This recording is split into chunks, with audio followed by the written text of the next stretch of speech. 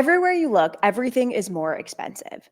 Grocery prices are going up, monthly energy bills are rising.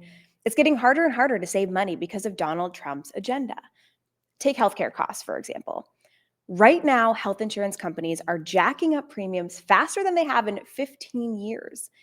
And for the 24 million Americans who rely on the Affordable Care Act to go to the doctor, they're looking at double-digit rate increases in 2026 once a key tax credit expires at the end of this year. 4 years ago, Democrats voted to expand these tax credits to make sure more people could get covered.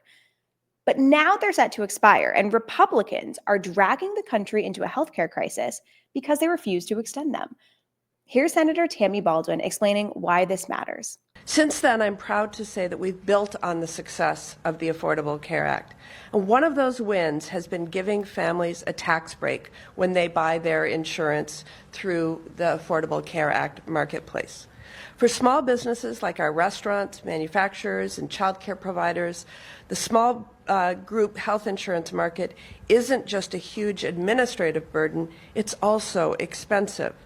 So the open marketplace is the difference between being able to hire, retain, and keep the doors open, or losing staff to jobs at companies that provide health insurance.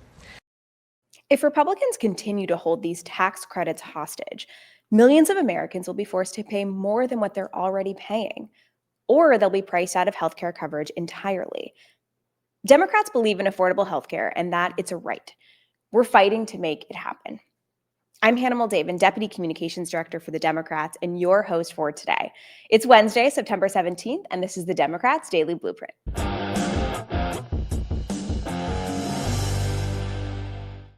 Thanks to their reckless trade war and billionaire-first budget, Republicans have created the cost of living crisis that is making life unaffordable. And now they're refusing to prevent a healthcare crisis that's going to make it even worse. This year, Republicans already passed their One Big Beautiful Bill. We've been talking about that a lot. That's the billionaire budget that could cause 17 million Americans to lose healthcare coverage through Medicaid.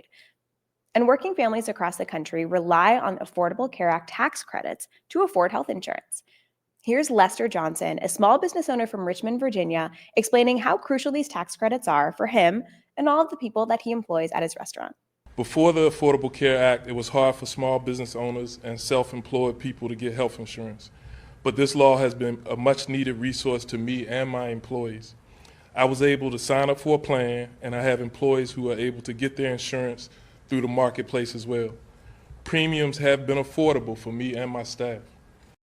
There are millions of Americans just like Lester whose lives will be significantly worse if Republicans let these tax credits expire. So what has Speaker Mike Johnson done in response? He's doubled down on his party's refusal. I can't believe we have to explain to the Speaker of the House how healthcare and finance are related.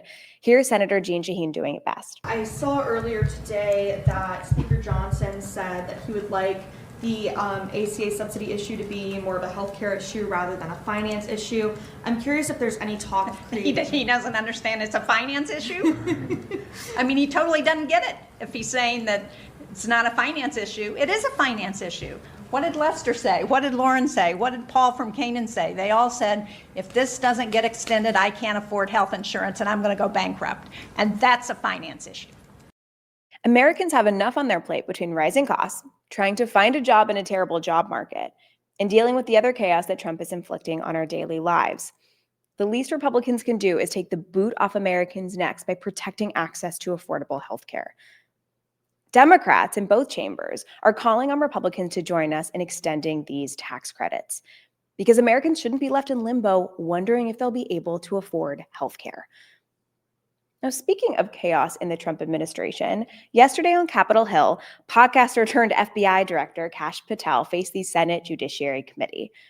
Before a panel of senators, he was met with every Trump administration official's worst enemy: accountability for his actions. Democrats on the committee grilled him on his incompetence and his obsession with carrying out Trump's agenda of revenge and retribution. And Senator Cory Booker put it best. But here's the thing, Mr. Patel. I think you're not going to be around long. I think this might be your last oversight hearing. Because as much as you supplicate yourself to the will of Donald Trump and not the Constitution of the United States of America, Donald Trump has shown us in his first term and in this term, he is not loyal to people like you. He will cut you loose. This may be the last time I have a hearing with you because I don't think you're long for your job. But I'm going to tell you this. I pray for you. I pray for you that you can step up and defend your oath, defend the Constitution, and do a much better job of defending this country. Thank you, Mr. Chairman. Kash Patel has publicly spread false claims that the 2020 election was stolen and refused to acknowledge that Joe Biden won.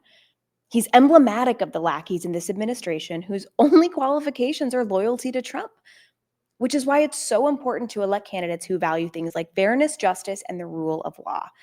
So for today's segment of 60 candidates in 60 days before the November election, we want to tell you about Justice Christine Donahue, who's running to keep her seat on Pennsylvania's Supreme Court.